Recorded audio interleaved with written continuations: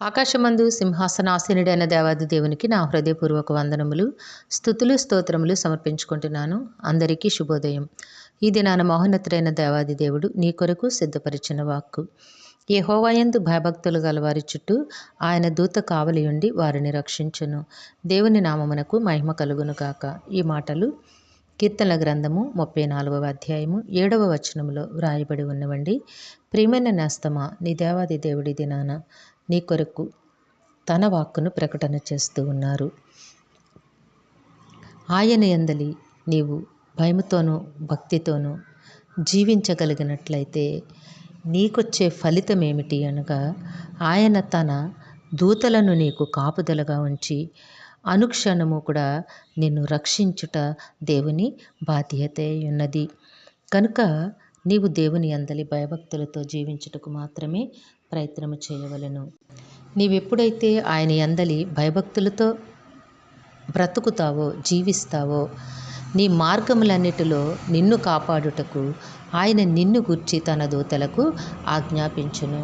కాబట్టి నేస్తమా, దేవుని మాట ప్రకారము, దేవుని ఇష్ట ప్రకారము జీవించడానికి నీవు ప్రయత్నము చెయ్యి. అది కొన్ని పర్యాయములు కష్టముగా అనిపించినప్పటికీ కూడా నీవు ఆ మార్గము గుండా నడవగలిగినట్లయితే, ఆయన మాట ప్రకారము జీవించగలిగినట్లయితే, నీ మార్గములన్నిటిలో నిన్ను కాపాడటానికి ఆయన తన దూతలను నీకు కాపుదలగా ఉంచి, తన దూతలకు ఆజ్ఞాపించి నిన్ను అనుక్షణము కంటికి రెప్పలాగూ కాపాడుతారు. కాబట్టి నేస్తమా, నీ జీవితంలో వచ్చిన ప్రతి విధమైన సమస్యలు, శోధనలు, ఇబ్బందుల నుంచి నిన్ను విడిపించే దేవుడు నీ పక్షమందు ఉన్నారు గనుక ఇహపరమైన వీటిని గూర్చి, ఈ కష్ట నష్టములు, యాతనలు, ఇబ్బందులను చూచి నీవు భయపడి దేవుని మార్గములను విడిచిపెట్టి పారిపోకు.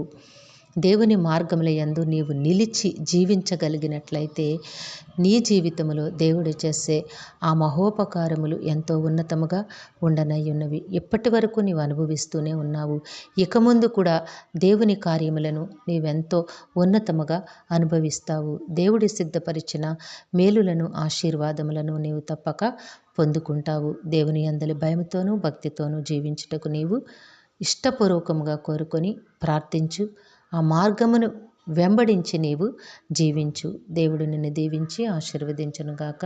ప్రార్థన చేసుకుందాము. సింహాసనాసనుడైన తండ్రి, మీ ఘనమైన నామమునకు వందనములు. మీ బిడ్డకి మీరు ఇచ్చిన వాక్కును బట్టి స్తుతులు సమర్పించుకుంటున్నాం రాజా. ఏ బిడ్డకైతే వాక్కును వినిపించున్నారో బిడ్డ జీవితంలోనూ కుటుంబంలోనూ కూడా నాయనా మీ పరిశుద్ధాత్మ శక్తిని తోడుగా ఉంచి నడిపించండి. మీ అనలేని మేలులను అనుగ్రహించి తృప్తిపరిచి జీవింపచేయమని వేడుకుంటూ ఉన్నాము. మా ప్రియులందరి కుటుంబములు మీ దివ్యహస్తములకు అప్పగించుకుంటున్నాం తండ్రి.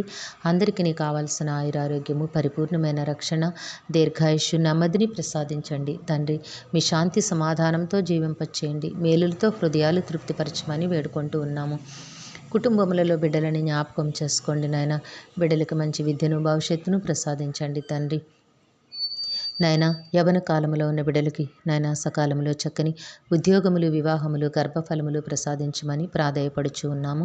మా ప్రియులు చేస్తున్న పనిపాట్లలో, ఉద్యోగములలో, వ్యాపారములలో తోడుగా ఉండండి తండ్రి. బిడ్డల కష్టమునకు అనేక రెట్లు ఫలములు దయచేయమని మీ కాలు పట్టి వేడుకుంటూ ఉన్నాము. కనికరము కలిగిన దేవుడా, మీ వాత్సల్యతను మెండుగా అనుగ్రహించండి తండ్రి. నాయన కుటుంబాలలో ఉన్న సమస్యలు, అనారోగ్యములు, నాయన ఆర్థిక ఇబ్బందులు నాయన జ్ఞాపకం చేసుకోండి రాజా. అన్నిటి నుంచి విడుదల కలుగ చేయండి నాయన. కృప చూపించండి, మీ వాత్సల్యతను అనుగ్రహించండి తండ్రి.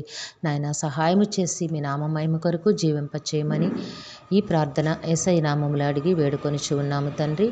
ఆమేన్. కరుణా వాత్సల్యత కలిగిన దేవుడు మీ కుటుంబ జీవితంలో ఉన్నతమైన ఆశీర్వాదములు అనుగ్రహించి మిమ్మును ఆయన నామ మహిమ కొరకు జీవింపచేయునుగాక. ఆమేన్, ఆమేన్, ఆమేన్.